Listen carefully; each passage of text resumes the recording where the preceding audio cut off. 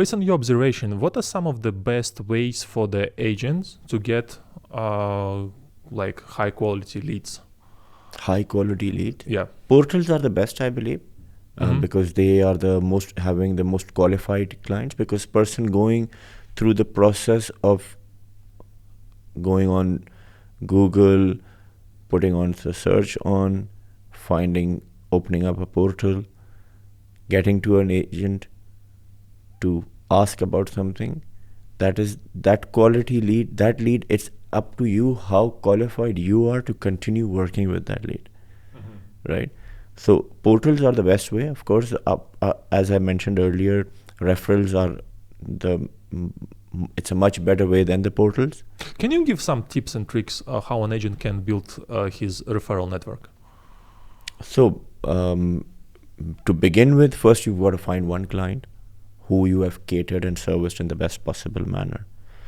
You know what agents normally, what I've seen they do is that once they get a lead, they close the lead, and that's it.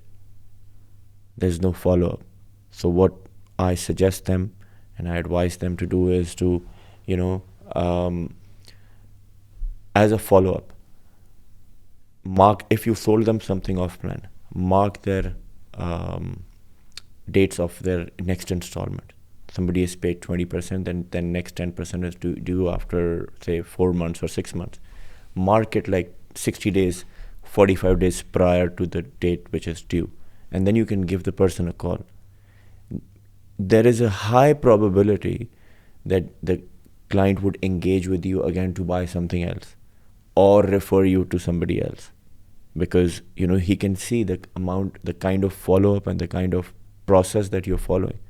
Similar to that, if you've sold somebody a ready property and his property is rented, you could get in touch with him within 120 or 150 days of his renewal, just as a casual follow-up. Because in a relationship with the client, the connectivity and the follow-up is key. Now, most of the agents, they don't understand this. Having an Excel sheet till today to ensure, yes, we have Salesforce, we have all those best possible softwares to keep us giving the reminders, but your own Excel sheet or a database of your own customers that you build, mentioning who would be a buyer in cash if you have somebody selling at distress. You should always have a list of those buyers. Amazing tip, yeah.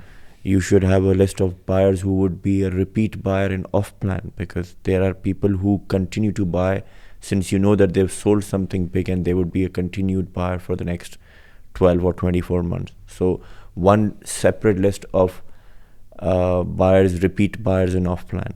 One who are ready buyers who are cash friendly, or in terms of, I mean to say, sold assets and have the money available with them at the bank to purchase properties at a distressed price within 48 to 2 to 7 working days. So that kind of investors should be on a separate sheet. Then your regular investors should be on one sheet. So it's something that you should manage it properly. Of course, nobody is perfect. We all need improvement. What I'm saying is I'm trying to do it for myself also, so I'm recommending to all the ones who are listening. Mm-hmm. Yeah. And what is your opinion? And I'm sure you have good data on this based on your agents. What about the leads from the social media? Would you advise them to invest their time over there, or better to focus on the database? So social media, it's got a mixed response. And we have agents in my company who have gotten lucky. Early part of the year, one of my agencies sold a big villa in Majid Al Futtaim, Lanai Island, from a social media lead. Amazing. Continued to sell to the same customer. It's like 80 million, right? 104. 104. Mm-hmm. It was one of the highest valued ones at that time. Continued to sell to the same customer a bulk deal in Dubai Creek Harbor, I think 40 plus units. So sometimes they do work. It's just, again, as I said, it's about the follow-up. So social media leads can be very tricky. as well as very lucky. So if somebody just joined the company, because agents are right now a little bit confused. Everybody from every corner is telling them, do the social media, do the social media, do the social media. And they don't know what to do. To try to work with maybe some old leads to give them a calls, or to go and invest time over there. How would you recommend them to spend their time? If you are wanting to become an agent, the first thing you should do is you should have listings. If you don't have listings, then you can't survive on social media leads or can't survive on selling off plan. Listings are the key part of any agent. I have listings. I have listed like probably around, I think, maybe 20 or 21 listings as of today, which would be online on the portals. So listings are the most important aspect of one being an agent, whether it is sales, whether it is rental, depending on what category you want to focus on. Even for the off plan. So to begin with, off plan is not the purpose of real estate career. If you're pursuing a real estate career, the important aspect is to have listings, whether it is ready or off plan resale. Off plan comes in the third category when you come into the listing. But then people get lucky by working on off plan leads from social media. So first and foremost, have the listings in place. You would start getting yourself busy with the people interested to either buy or rent your property, whatever you have on to the table. Learn the product of certain developers. You cannot work on all developers as a human being. So focus and specialize. So for example, say Emaar itself is so big in terms of the communities that they have, like Dubai Hills, Dubai Creek, the Rashid Yachts and Marina, Emaar Beachfront, Oasis, Valley, Emaar South. So you got to specialize in working in 2 or 3 of these communities. And then best way to get is either social media or Google ads, your own Instagram channel, and that's where it can work from, and then referrals and so on and so forth. And in your opinion, what should be a target for the agent in terms of the number of the listings that he should have? At least to begin with, and so if you are a fresh agent, at least get 5 quality listings. And that I mean, exclusivity is the key. So if you're targeting 20, non-exclusive is no. If you have 5 exclusive, that means that you're going to hit at least 20% of those listings to be closed in a month, if you have the right exposure. And right exposure is with companies who are willing to spend on these portals. The portals have gotten expensive, by the way. Very expensive. Yeah. But yes, if you have the right exposure, you have exclusive listings, and that's at least 5 listings, good listings on hand, and then as much as you can. How would you, what kind of script would you advise to use for the agent who wants to get a unit exclusively, but by some reason the owner is not really open for it? So he has to be in a place where he is able to communicate to the customer why he needs the unit exclusive. The number one factor could be the brand that he's associated with. Today there are a lot of top companies here around us which are doing pretty well. Then the exposure that you have. So the online portal which companies take have a lot of different ways of advertising, premium ads, feature ads. So if you can take the unit exclusive on the basis of these concepts that are available to be for your property for the customer's property to be advertised, it just helps in making a conversation with the person. If you go just list it with me and we are going to use these, no, we are going to use the portal and we are going to feature your ad, or maybe make it premium, or have a social media campaign done on it, or circulate to the great network of agents that we work with. Along with the fact, depends, like for us, we are almost globally around 200 plus agents in my company. So the network is quite big for us to bring those exclusive inventories to our team. Yeah, you mentioned internationally. I know that you have few offices in Pakistan and one office in London, Yeah. right? Do they cater to the Dubai market, or you do business in London and in Pakistan selling the local properties there? London specifically, we are just catering to the Dubai market. We even have master plans of Dubai Creek Harbour. We have the Safa 1 model of the Mark. We have a couple of other developers project kept in our office there. So it's specifically catering to the selling Dubai, Abu Dhabi, Ras Al Khaimah, Sharjah, whatever is available to be sold as a freehold basis to customers there.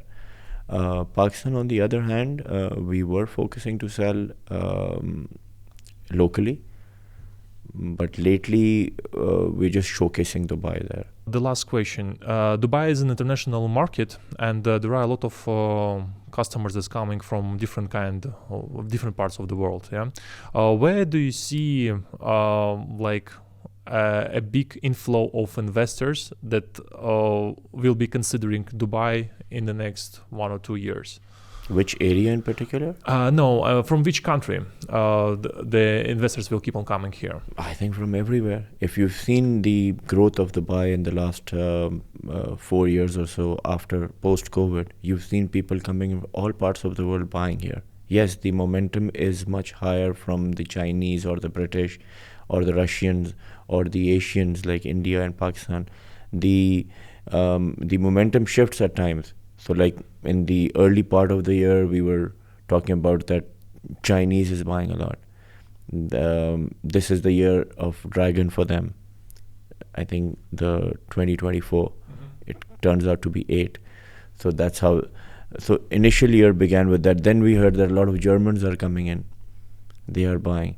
So it will be an attraction for everybody. It caters to all kind of asset classes. So from somebody wanting to buy for a couple of $100,000 going up to a couple of hundred or probably more than a couple of 100 million dirhams properties available. So you would see the flow coming in from everywhere. Yes, but it depends on the current momentum. Certain people from Europe have been very active lately. British buyers have been active very, very active. So yeah, that I start seeing a lot of interest from US. Yeah, I have heard that too. And looks like we will have more and more people coming from there. Yeah, I have seen that too. And actually, just before coming here, sold a unit in Dubai Creek to one of the guys, and I've never met the guy. It's just a referral again, and because I had catered in the past, so it just happened to be, and just converted a sale there. So yes, people from US, Canada, especially. I've done shows as a company there in Canada, and we've seen a lot of interest. We've seen closings happening, and that's the beauty of sales here, that you are able to go on road shows and go to different countries. Like we've been to Canada, we've been to India, we've been to Kenya, we've been to Tashkent, we've been to London is home for us. So we do shows regularly and sell regularly from there, from Birmingham. It's just that people trust the system, and the system are so easy compared to buying property anywhere else in the world. Oh yeah, but sometimes it takes months. Yeah. It takes So the London office that I had secured as a company, the process took us like 3 to 4 months to complete. And when I had gone for the viewing, it was a coincidence, although that I just found that there was a board, and I decided to have a look and got hold of the property. So I told the person that how it happens here, that if you go and see a property here, you like it, you say, you want to come visit the office and pay the security deposit to book it, right? And hold it. They said, no, there's a process. And that process took a couple of months compared to, you can actually move into a property here in less than a couple of weeks. So it's a big difference, and very, very, ease of doing the business in real estate or any other way any other business that you get into, very, very fast than any other market in the world.